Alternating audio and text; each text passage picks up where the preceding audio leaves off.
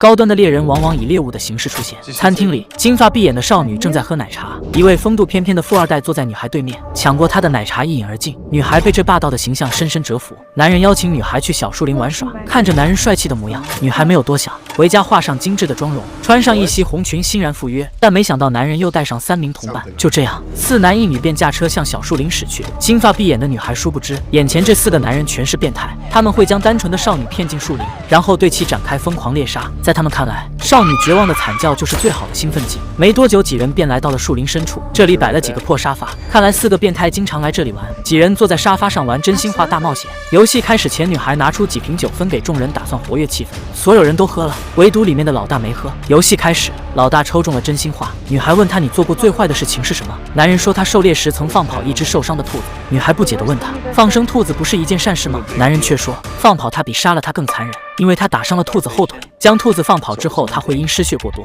慢慢在痛苦中死去。”女孩对此不可置信。很明显，在这场真心话游戏中，对方并未说出真心话。游戏继续，老3抽中大冒险。按照游戏规则，他必须杀死一个生物。只见老3不慌不忙地找到一条蚯蚓，然后活活吞入腹中，看得女孩捂住嘴巴，脸都吓白了。可对方却吃得津津有味。轮到女孩抽签时，抽中了大冒险。起初女孩抽到的还好，只是找一个人亲一下，直到女孩抽出这张牌子，需要把她捆起来。身旁男人兴奋地拿出一根皮带，将女孩双手背后死死捆住。不能自由活动的女孩此时已经处于被动，她开始变得慌张。游戏还在继续，女孩又抽中了大冒险。只见牌子上赫然写着3个大字：死。女孩这下彻底慌了，说要退出游戏，可男人们却一脸奸笑，丝毫不给她机会。老大一脸严肃地凑上来，告诉女孩，给她5分钟的时间跑出树林，否则就会被他们残忍猎杀。女孩开始疯狂呼喊，男人们却愈加兴奋。在屎不拉鸟的地方，就算她喊破喉咙都没人来救她。几只畜生迫不及待地宣布狩猎游戏正式开始。女孩向树林外夺命狂奔，男人们拿出恐怖的武器和刑具蓄势待发。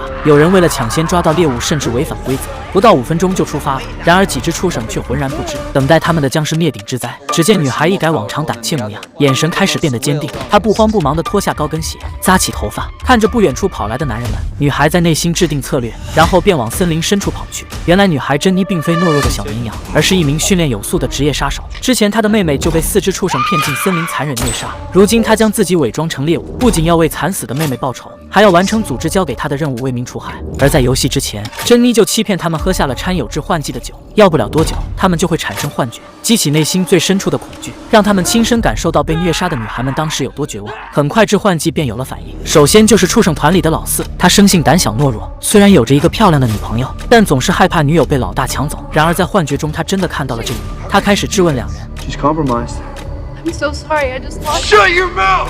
他一拳打倒老大，老大告诉他，我们这样的人是不值得女孩去爱的，因为我们猎杀了无数少女。女友不可思议地看着两人，希望这只是一个玩笑。 Don't believe him. We don't always use firearms. We like to mix up our techniques. It throws off authorities.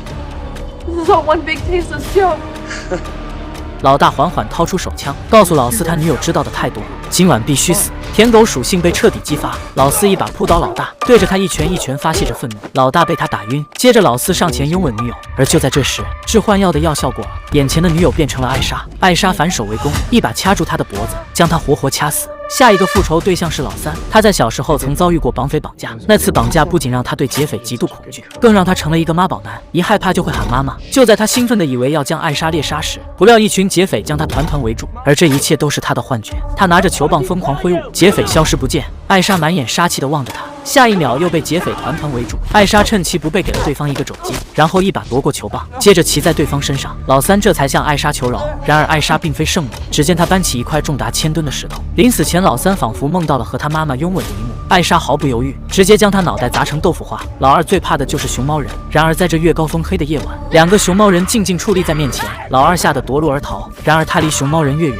熊猫人就离他越近，仿佛熊猫人有闪现一般，将他死死握在手心。他吓得用斧子胡乱挥舞，在强烈的幻觉下，熊猫人又变成了艾莎。艾莎一拳打碎他的鼻梁骨，男人捂住鼻子对他破口大骂，却被艾莎一脚踹翻在地。他起身用斧子疯狂挥舞，但都被艾莎灵巧躲过，然后趁其不备一招制服。接着艾莎一拳一拳地揍在他那熊脸上，老2被打倒在地，抬头一看，两个熊猫人慢慢向他逼近，他吓得连滚带爬。再一看，熊猫人又变成了手持利斧的艾莎，下一秒又成了他最害怕的熊猫人。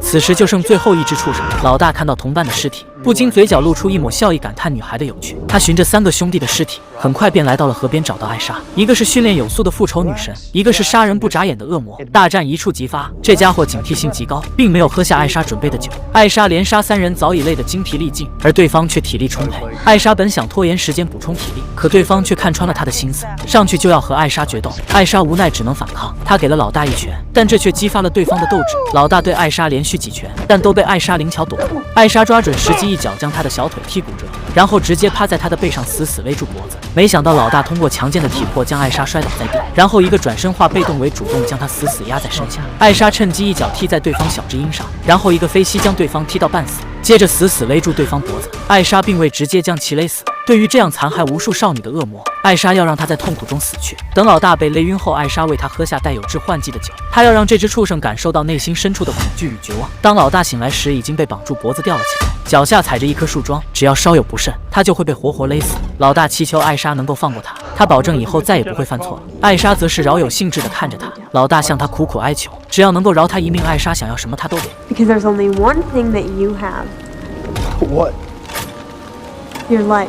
听到这句话，老大内心无比恐惧，可他从未想过，那些被他残害的少女们也曾像他一样绝望无助。眼看求饶没用，他开始对艾莎破口大骂。艾莎并未理会。没多久，致幻剂生效，眼前走来成千上万个艾莎。幻觉中，他甚至看到艾莎腾空而起，吓得连连后退，一脚踩空，被活活勒死。所有人渣均被消灭，而一切也被伪装成了老大杀害同伙，然后畏罪自杀的场景。至此，电影结束。